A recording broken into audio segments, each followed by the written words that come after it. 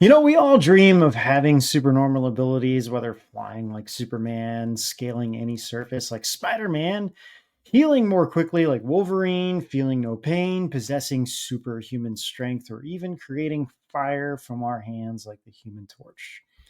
For most of us, these abilities are just a daydream. However, there are people among us with extraordinary superhuman abilities that surpass those seen in comic books and movies. Here are five real life people with remarkable supernormal abilities. And actually, there's so many more I found, but we'll present five here and we'll do another five another time. And if that's weird enough for you, to stay tuned to hear the weirdest news in history with me, Ben Chastain, and my brother, Jordan.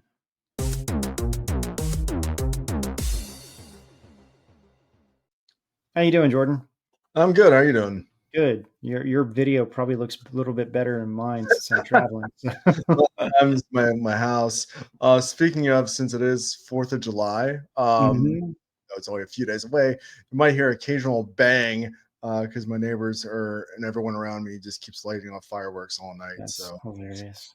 so we have to. It's like That's already cool. doing that, and it's not even 4th of July yet.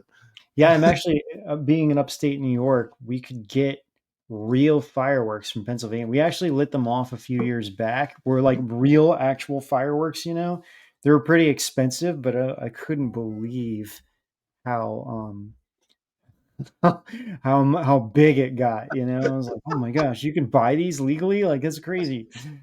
But anyway, yeah, I All should right. have did something on 4th of July, but honestly, I okay, mean, what has whatever. been people doing weird stuff?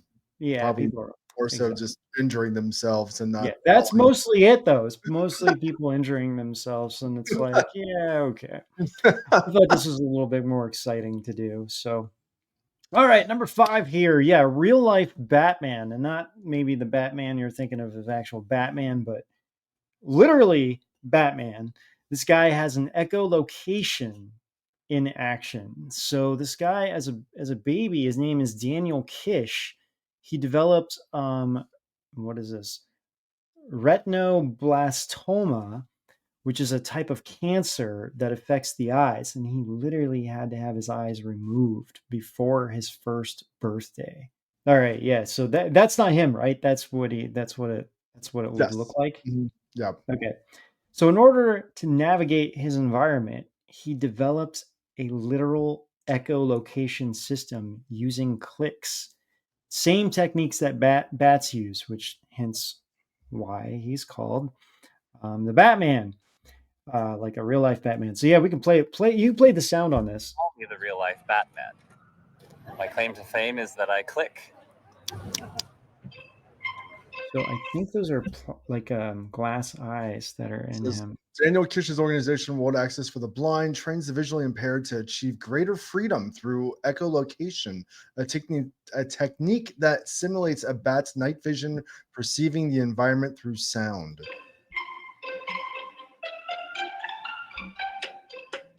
There's a lot of emphasis on helping the blind in this sort of charitable way. We don't really see it as a charitable thing. We see it as just supporting citizens of society to be effective citizens.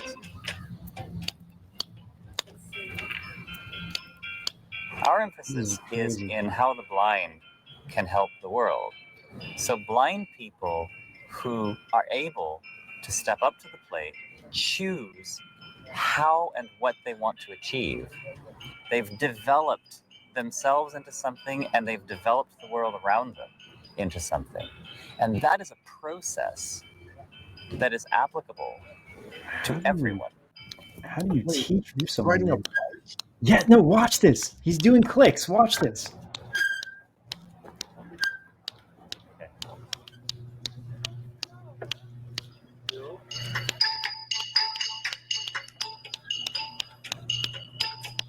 crazy. Yeah. Isn't Wow. that wild? So he literally does these clicks and it's like he sees a 3D image in his mind of the objects around him based on it literally like kind of a dolphin too using sonar. So it's like it comes back, and it literally, it's a super normal ability. I mean, it really is, where he literally, it's almost like he's seeing the world around him in his mind.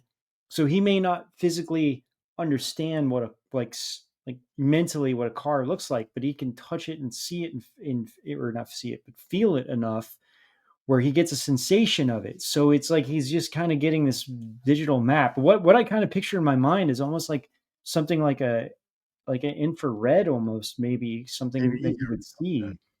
So it's wild. He realized that every surface has its own sound, and he could recognize a tree because a tree produces a different echo than branches, leaves, a car, people, things like that.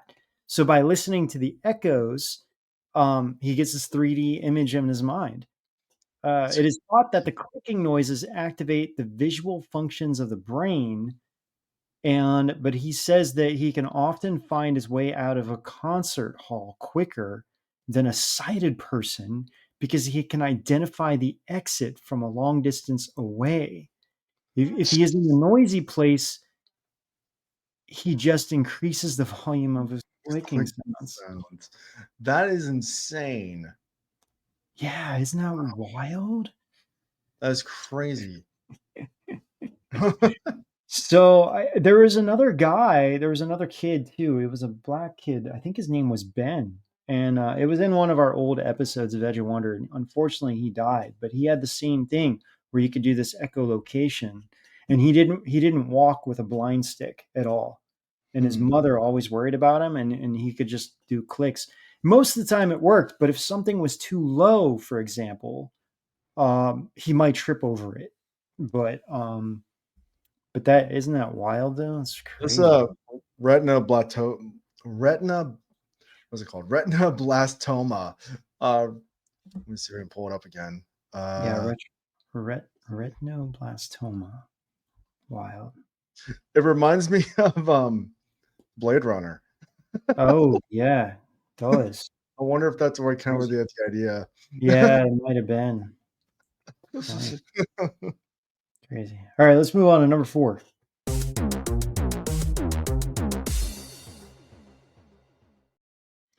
Stephen, I don't know if it's Wilshire or Wilshire, depending on where you're from, I guess. I'm This not sure. guy, man, he is British. He's a British architect, artist, and autistic savant. He has savant syndrome, so he has this specific autism, but he has this insane ability similar to the other guy where he can remember details in his mind of anything that he sees, even in a quick second observation. It's like his mind, it literally is like a more than a photographic memory. This thing, he has the ability to look at something and then go back in his mind and like analyze it in detail and see every little single I thing. was so very lucky to do Watch. the panorama drawing of the Manhattan skyline from the memory scenes from up on a helicopter.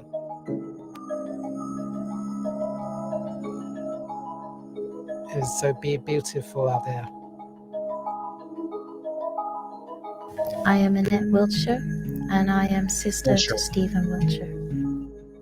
It's great to be here and be able to watch Stephen in the Empire State, drawing the Empire State. It's a great accomplishment for him. And as his sister, I'm really pleased that he's doing something that he's really very passionate about. Look at this. He's He can drawing memorize the city so well. But you have to remember, Stephen's been to New York quite a few times, well over 8, 9 times. Yeah, so this is crazy. I've heard of this guy before. Yeah. Like he just went over like in a hotel in a helicopter, just flew once, and he was able to pretty much do all this by memory. The It's crazy. entire New York skyline by memory. Look at that. Can you, I mean, like, I can't even comprehend It's that. massive. It's Like, freaking how do massive. you even do that? Like, Uh, I mean, I have a photographic memory to some degree. Not so much with words and numbers. I have a really hard time with words and numbers, but like I can walk in a room and then I can kind of go in my mind and like remember what that room looked like and what was in that room. So if someone's missing something and you're like, oh, I think I saw this, and it takes me a minute, and then I can like look at the whole room, and then sometimes I can be like, oh yeah, okay, it was there. But I have a horrible time memorizing words. Like I have to memorize them. And I think because I kind of have like a natural um,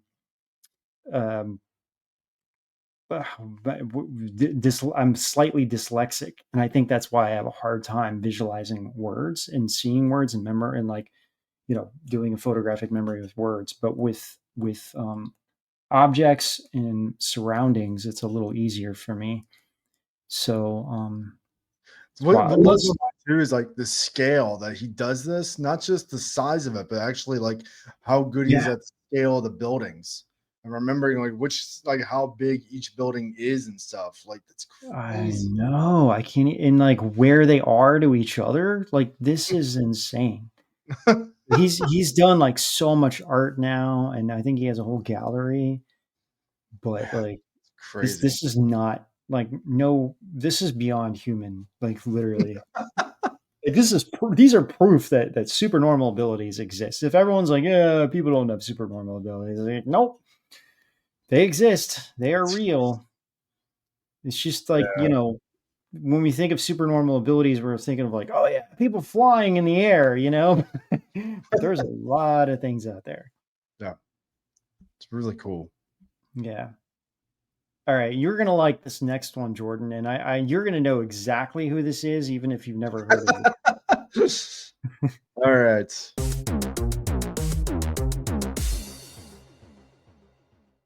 I don't want to say this guy's last name because I'm going to butcher it. But Javier is a Spanish actor with a very, very particular gift. They call him, well, a lot of people call him Mr. Fantastic because he's extremely long and lanky.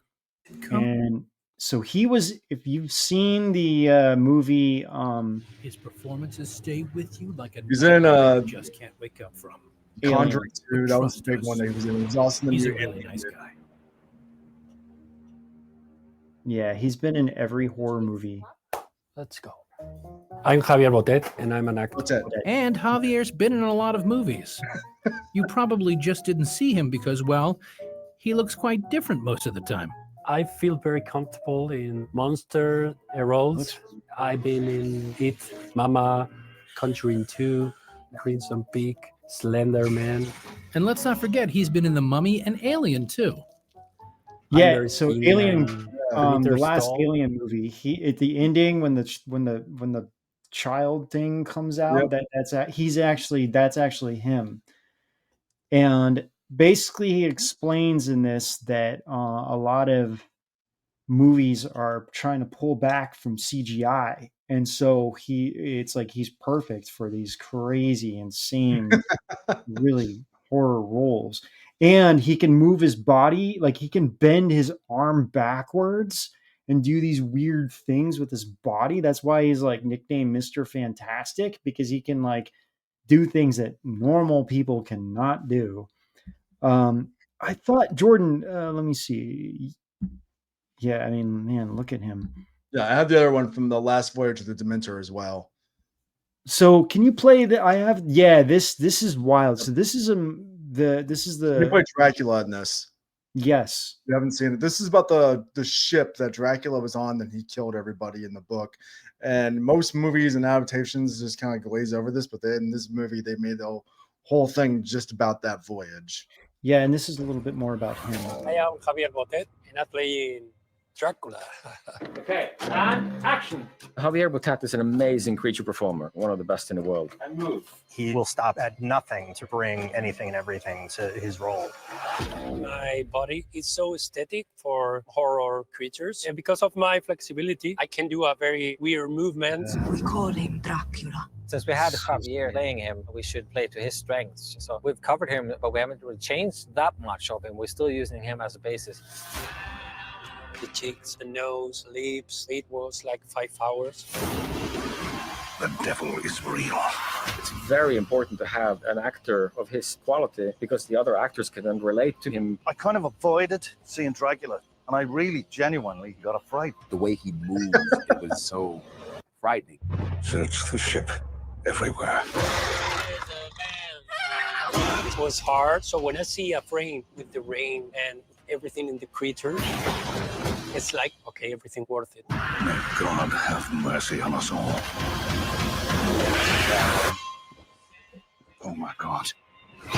I've been obsessed with horror movies since I was a kid. Okay, you can pause it here. It's cool. Yeah. You know, It's really I'm not big on horror movies and stuff, but what I find really cool is that they didn't go the CGI route. They're really taking this guy and using it. You know, and that's when I watched the last Alien movie, which was it? What is it called again? Romulus. Romulus. Yeah. When I watched it, you know, and the ending came, I noticed right away. I was like, I don't think this is CGI. I really think that this is a real dude that they got. Like, that's pretty wild, you know. And then lo and behold, it's this guy here. So, but I, you know, as lanky and weird and everything as it is, I just find it cool that they are getting this guy. I mean, it's like he was born to do these things. It's weird. My Like, favorite he part just about looks horror is- weird. My favorite What part were about you the horror genre in general is like everyone is so nice and who's involved in it. Yeah. I love that. So everyone in horror is so weird and they're always like so nice of people. It cracks me up. I forget which was the first movie that he ever made, but I think it was in 2013, and he said many people assumed that it was a puppet because of the way he was moving and his hyper flexibility. So soon, you know, then he started appearing in everything because you know, soon like Hollywood started noticing this guy and they're like, oh my gosh, this guy's perfect for these roles. And so Right. literally Slender Man was written for him, even though I didn't see the movie, but I heard it kind of bombed, I heard. So did you see it? No, I didn't see that one. You didn't see it? You're like, watch every horror movie there is, and you never watched it? It didn't look good. Yeah, it didn't. It got So really this- bad reviews. I This is guess. him and Alien Romulus. Alien Romulus? Yeah, okay. Yeah. I mean, there is a little bit of CGI involved, but it's like the movements and he still has the costume on. That's crazy. Man, you want to do a deep dive. There's a whole thing right now about using the term CGI in movies because Hollywood's trying to erase it. Really? So they keep saying movies are made with like little to no CGI. Oh yeah, I And know, this I is know, like, I know. the whole entire scene, like Top Gun, a new one, Maverick. It's like they're like, oh, all this is done like with real like jets and stuff, and then they're like, no, it wasn't. Like they just broke. And people have broken down like scene by scene, frame by frame, like how much almost none of it was with real jets. Yeah, it's so weird. I know. Yeah. It is a big thing. But yeah, even with AI, it's getting even weirder. So he has something called Marfan syndrome. It's a rare genetic disorder resulting in extreme height and slenderness and hyperflexibility. It can also cause heart defects and blindness. So crazy, super weird. Here's someone who has it like that's not that guy. Yeah. Stuff like how like man, it's crazy. Yeah, it's wild. All right, you want to do? All number right, two? let's go to number 2.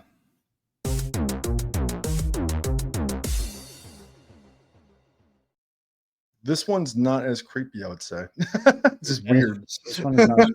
Leaving no trace. That's what I would call this.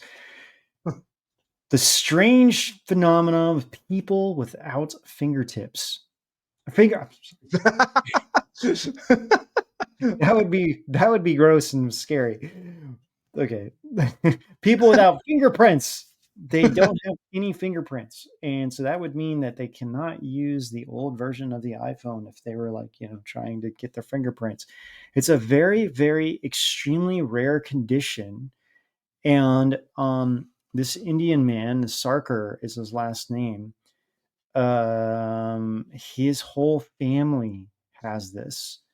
And there was a guy named Peter who was a Swiss dermatologist and was contacted by a woman in the country who was having a problem entering the US because her face matched the photograph on her passport, but they could not record any fingerprints, and it turns out she didn't have any. And that was the first time they've ever heard of this. So literally you can see this guy's finger. If you look at, so he's got like normal, palm reading, like fingerprint, or not fingerprint, but prints all over his hand and lines and everything. But on his tips of his fingers, it almost looks like the photo has been digitally altered, because he's just got these like white marks on all of his fingertips, but there's not any lines or circles or anything. It just looks like a blob. And cracks in it, but that's about it. Like nothing. Yeah, there's no. Yeah. Anything. So this doctor in Switzerland found that this woman and her whole family had the same thing, and it reduced the number of sweat glands in the hands. So, this was like a very weird thing. So they found out 16 members of her family. Okay, sorry. Out of 16 members of her family, 7 of them had fingerprints, 9 of them did not. And it was like all of their fingers. None of them have fingerprints. And it's a very, very isolated case. No more than a few families are documented. And I guess if one person has it, it's like a gene that affects the whole family. So I have like, what would that mean for palm reading? I have no idea. Interesting. But I mean, it's kind of crazy. Look at their hands. It looks like they do have some lines of yeah. I mean, the hands are pretty normal. It's just there's no fingertips or no fingerprints. So I don't even know. That's just wild.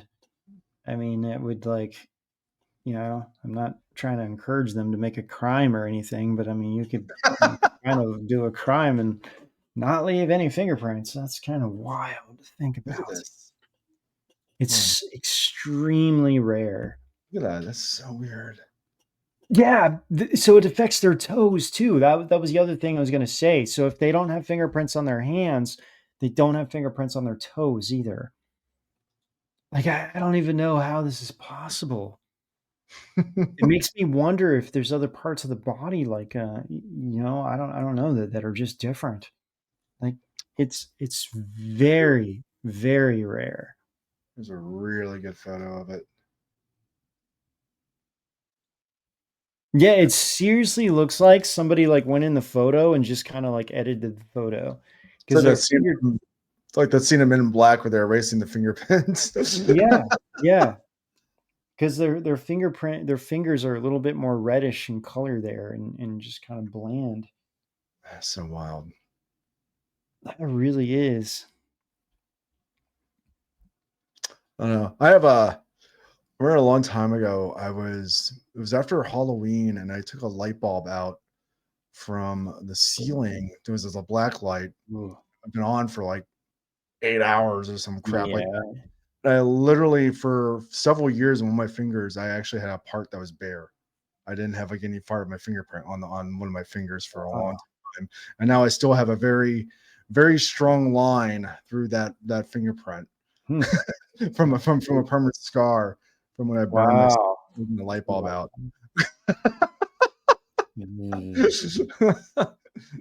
Definitely burned my finger. Well, and it's interesting because I'm playing guitar. Yeah. But it's mostly the top of my fingers are all calloused. All of them are. Yeah. but not so much the soft part of your fingers, just the tips. Yeah, I can like take a knife and poke my finger, and I mean you could probably do the same thing too because we both for so long. Um, I do have the genetic thing with the club thumb. I do have that. Oh, that's right. Yeah. No one So you else can in the family has it. explain what that is. I'll just show a picture, and if you don't know what it is, some people I'm sure will know what it is immediately after I said that, but some people are probably a little confused. But it's that. And that's literally some people have it on both thumbs. I only have it on my left thumb, just like this photo. This is not my hand, but It's called a club thumb. it's called club thumb. Because It's a genetic, it's a genetic like defect, and it can go like generations. So like I have no idea where it came from. Can you hold it up to your camera? Let's see if I can do this. I'll Just go like that. And, oh yeah, it's on your right hand or left hand. I left here. Our right, your left. Okay. This one's the clubby. Yep. That's crazy. It's wild. Yeah, I would have sometimes I would have issues like some things I couldn't do like left-handed because my thumb wouldn't like properly work with it. Like can't I have so I would like sometimes playing sports and stuff like that. I have a hard time playing depending on what I was doing with my hand. I can't fit my left hand doesn't fit in bowling balls. When I play guitar, after I get down to like the 7th fret, I can't like hold my thumb up above the neck. So wow, that's wild. I have to like adjust how I play and stuff like that. Yeah. I don't know how I mean, I remember you showing me this not long ago, but I'm like, I don't even Mom and dad remember. were like, hey, you don't have that. I'm like, what do you mean I don't?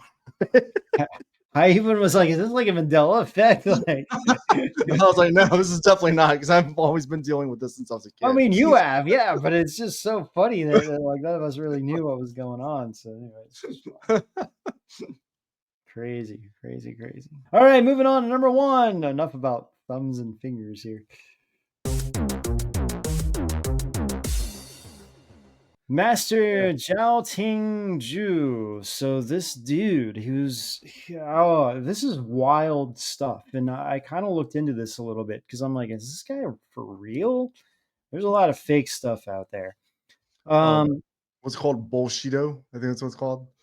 Like that's what like the yeah. But no, this guy seems to be legit. So he's a kung fu grandmaster who's been featured on Ripley's Believe It or Not. That's incredible. Tons of TV shows, History Channel, Discovery Channel, Stan Lee's Superhumans, Man vs. Weird, all kinds of stuff he's been on. He's got 70 years of training of Tai Chi, Kung Fu, Qigong, all this stuff. And he has the ability to boil water with his hands. What? Yes. And they tested this in the lab. So what he's doing right now, he's taking a piece of foil and you got it a little bit wet with water. And he's going to wrap it up in paper. So yeah, he's dipping it in water to kind of heat it up a little to get it wet. And he's putting it on this paper and he's going to roll up the paper. You can kind of, why don't you fast forward a little bit? A little bit. So he's just getting it prepared. Yeah, he's just mostly getting it prepared. So what he's doing now, he's touching everybody with the paper and he's rolling it in his hands. Okay. And then he's touching it to people and they're basically saying like, it is really hot. Like so hot that it's it's like it could almost burn people. But watch what you can turn up the volume, but watch what happens here. I can hear it sizzling. A little quiet. Yeah, watch this. Yeah, it's very hot. That's very hot. Now it's cool. Wow. Isn't that wild? So this one, he's bending 2 steel bars with just his like body. This is crazy.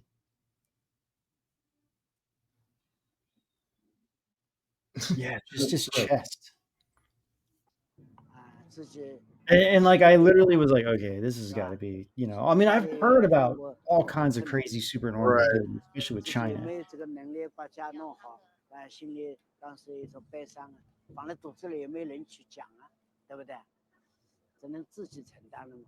有的时候想不通，还要自杀了，也有好几次啊，对不对？后来想想，哎呀，一个人死掉也不能解决问题，只好好好的就是活下去。所以这个气功啊，锻炼身体啊，给我的一生当中带来。So Kung Fu and Tai Chi became my 或者 savior 是 because of 修炼啊，也有 Look 这 at 个 that. 功夫啊，这样子说把这个思想啊、 The 分 heck? 散啊，这样想痛苦的事情想的比较少了。 So he's worked with everybody from like the Dalai Lama to celebrities to people, Olympians, entertainers, all kinds of people. Let's see, go to. See, We already this- saw the bending this- steel where is- one. Okay, yeah, this is the Oh, one. yeah. Play the medical doctor one. So this is all right. So play this next video. This is a medical doctor examining him. After he's doing the same thing. He did the same thing with this kid and heated up paper. But next, right away, we're going to get into the medical aspect of this. Master Zhou seems to create the heat only with his hand. In the offices of Dr. Michael Roback, an orthopedic surgeon from Los Angeles, a thermograph was put to use to observe the incredible heat produced by the hands of Master Zhou. Master Zhou uses Reynolds wrap. I felt it. It is not warm. It's at room temperature. And the paper towel also is at room temperature. So he needs The water. water is actually cold to coolish. And he soaks the aluminum foil and dampens the paper and folding it to a shape slightly smaller than the size of his hand. And now he's beginning the motion consisting of moving his hand back and forth. There's actually appears to be almost smoke-like substance or steam-like vapors coming off of the white material. I mean, it's very apparent, and actually the color of the aluminum on the monitor has gone into the white zone at the top, which is much warmer than when we started. It is, Master Zhou explains, the qi that creates the miraculous healing heat. The area of greatest heat shown on the scale is white, the white that appears on Master Zhou's hands. Now, Master Zhou can also concentrate. That's Yeah, wild. it's crazy. There was this one more thing I wanted to show real quick. This is so he's taking a newspaper. The only thing I would say about this, I wish they would have like kind of checked the brick, but still. Yeah, my first thought on that one too. Yeah. But I'm like, no, there's no way he's gonna do this, right?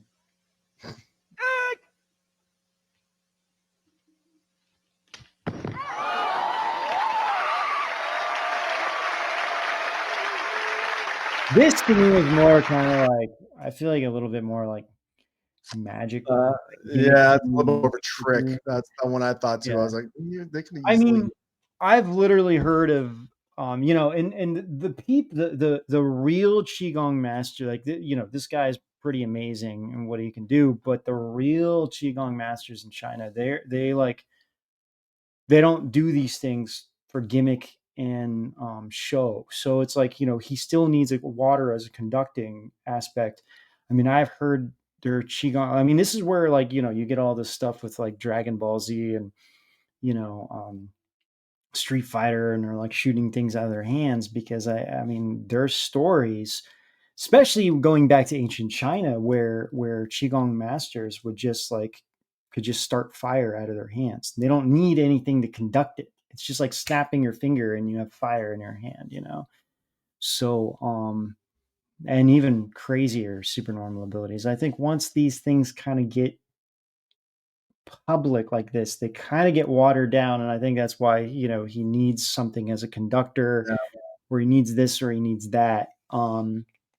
Same thing. There's stories about there's something called the Golden Bell Shield, I think, where you can take a sword, and you can find these on YouTube too, where like a Chinese master or something will hold a sword and like start hitting their chest with the sword, and it doesn't cut it, but they're not slicing it this way. They're just hitting it. Still, I mean, if you did it to me, I'm gonna get hurt. But but these things are real, but I think like traditionally, and that's where a lot of these supernormal abilities come from, like teleportation, all these things, and I think they really existed. I think they still exist. It's just that once they come out to show them, they do get a little bit watered down, because it's like, well, I think a lot of these aren't meant for people to see.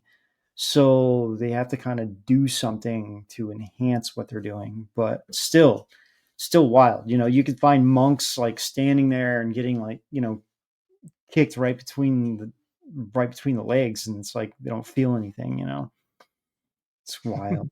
Really is.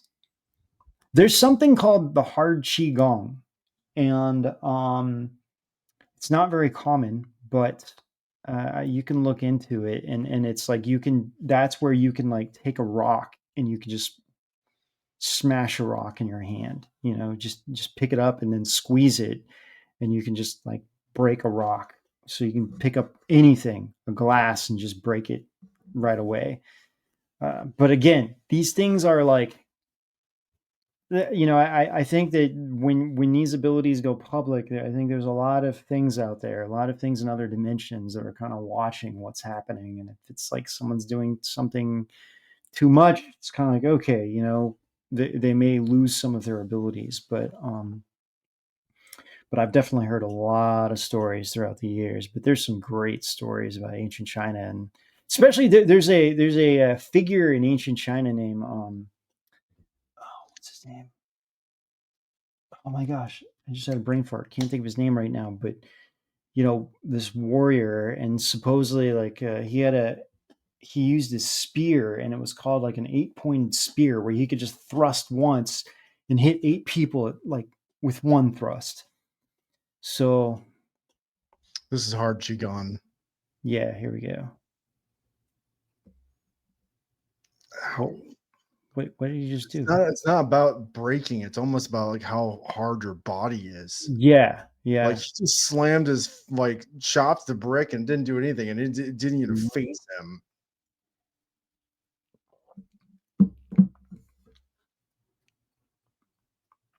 Is he gonna hit it on his head? Oh, this is wild. Yeah, he just broke it on his head. Yeah, he did. He's gonna get that again. There you go. When I was, I had a old Tai Chi instructor, and he used to tell me that. Yeah, wild. It just looks like it hurts. I mean, what from my understanding, how this works is that, let's say you're developing your hand, right? So you do picture all your chi going into one spot. And it's almost like in another dimension, all this energy is built there. So let's just say you're hitting a tree trunk or a piece of wood, a big piece of wood, like over and over and over again. Your hand's going to be like in so much pain. But as you do it more and more and more in practice, and over like years, you start developing all of this energy there in another dimension, to the point where all that energy is there. And that's why they have to like get in that mindset, and they're moving their energy to wherever they focused on the most. And then it's like when they're hitting the brick, it's like their hand is not hitting it. It's the energy that they built up that's actually hitting whatever it is that they're targeting, which then breaks, and it doesn't injure their hand.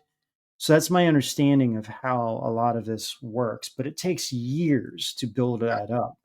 And meanwhile, like I said, your hand's going to get bloody and red and everything. They go through a lot of hard work. Have you ever watched any of the Shaolin training videos? They're rough. Yeah. No, that's exactly it. They're extremely rough. But then, so it's all about chi and energy, the movement of chi and energy in the body. So